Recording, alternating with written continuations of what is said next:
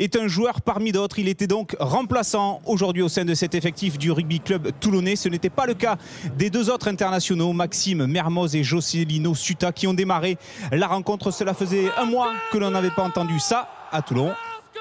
Le pilou-pilou, interprété également en mime par Luc Alphand. Mayol qui a fait la fête à ses joueurs du RCT pour la réception de Grenoble, le promu champion de France en Pro D2 qui vient ici disputer un test international. Ce sont les mots de Fabrice Landreau, leur manager, et les Toulonnais qui se montrent à l'action d'entrée mais qui malheureusement se font contrer par cette action de David Smith. David Smith, l'ailier néo-zélandais, qui récupère ce ballon et qui s'en va planter au bout de 7 minutes. Le premier essai du match, un contre assassin inscrit par les Toulonnais. 7-0 en faveur de Toulon. Toulon qui n'avait plus marqué d'essai depuis 2 matchs. C'est chose faite désormais avec ce premier essai du match signé David Smith. Les intentions des Grenoblois ne sont pas récompensées en ce début de match. Ils insistent pourtant avec ce ballon de Stewart qui rend en quelque sorte le ballon à Lapeyre qui tergiverse un petit peu, le ballon qui tarde à sortir en faveur des Toulonnais. C'est Bakis Bota qui fait office de demi-mêlée, qui sort ce ballon avec le soutien de Bastaro qui tente de voler cette passe pour Dylan Armitage. Armitage, la leçon de l'arrière international anglais qui navigue dans la défense de Grenoble, qui peut trouver à hauteur son compatriote Wilkinson qui allonge sa passe pour Van Niekerk, qui ne fait pas le pas de trop et qui peut donner à Juan Martin Fernandez Lobé sous les yeux de Bernard Laporte, qui a prolongé de 2 ans son contrat avec Toulon. L'essai est validé par l'arbitrage vidéo et ça fait 12-0. On revoit cette action puisqu'il n'y avait pas en avant, estime M. Péchambert. Le ballon était dernier. Pélissier a rajouté une pénalité. Ça fait 12-3 sous les yeux de Petersen, qui est venu en ami voir son ancien compagnon et partenaire des Sharks de Durban. Il est en vacances chez Frédéric Michalak, l'ailier international sud-africain. Ça fait 18-3 en faveur de Toulon à la mi-temps. Sans être géniaux, eh bien, les Toulonnais sont devant avec 15 points d'avance et ils décident d'accélérer en ce début de deuxième période avec ce ballon qui passe de main en main. Fernandez Lobé pour David Smith. David Smith qui va au défi, qui passe par le sol. Le ballon est rapidement libéré pour Tiusbord pour Bastaro. Le gros travail de Bastaro avec un raffut et la passe après contact pour Jean-Charles Orioli. C'est le 3e essai du match. Un essai magnifique inscrit par le talonneur du rugby club toulonnais et ça fait 25-3 et ça fait surtout un 3e essai synonyme de bonus offensif pour Toulon. On joue depuis 3 minutes dans cette deuxième période.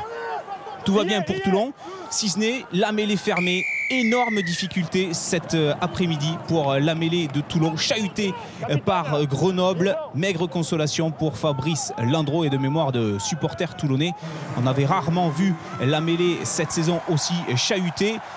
Frédéric Michalak fait son entrée en jeu sous les ovations de Mayol à 62e minute. Lui qui a joué 3 tests au poste de numéro 10 fait son entrée au poste de demi-mêlée à la place de Sébastien Tiusbord. Toulon prend le dessus physiquement à l'image de Mathieu Bastaro, intraitable en défense, qui a distillé quelques cartouches dont il a le secret, notamment ici sur Ronnie Cook, et les Toulonnais qui s'installent dans ce match, qui multiplient les temps de jeu, qui font parler leur puissance, leur technique et surtout ce travail de sape par tous ces internationaux. Maxime Mermoz écarte ce ballon pour Tchoki avec le relais de Suta. Michalak pour Stéphane Armitage. On joue debout. Kubriashvili pour Wilkinson pour Fernandez Lobé. Bastaro qui passe les bras pour Smith qui décale Dylan Armitage. Véritable essai d'école pour les Toulonnais. Magnifique action qui passe de main en main pour ce 4e essai de Dylan Armitage à la 68e minute.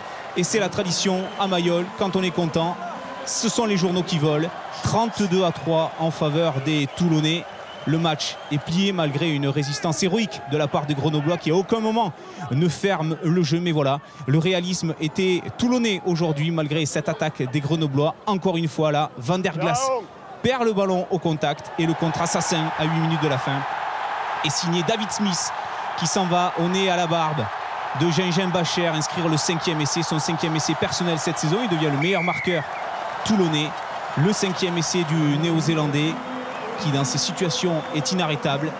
On revoit le ballon perdu au contact par Van der Glas, le sud-africain, et ce contre-assassin, le 5e essai. Il est temps que ça s'arrête pour Grenoble qui s'est montré très ambitieux dans le jeu, mais voilà, il y avait un écart aujourd'hui entre Toulon, le leader, et Grenoble, le 6e du classement, à l'image de ce tampon magistral. Un dernier pour la route, signé Mathieu Bastaro, omniprésent ce soir. Le score 39-3. Bakis Bota et ses enfants peuvent être contents. Frédéric Michalak aussi pour son retour. 10e victoire en 12 matchs, 6e bonus offensif.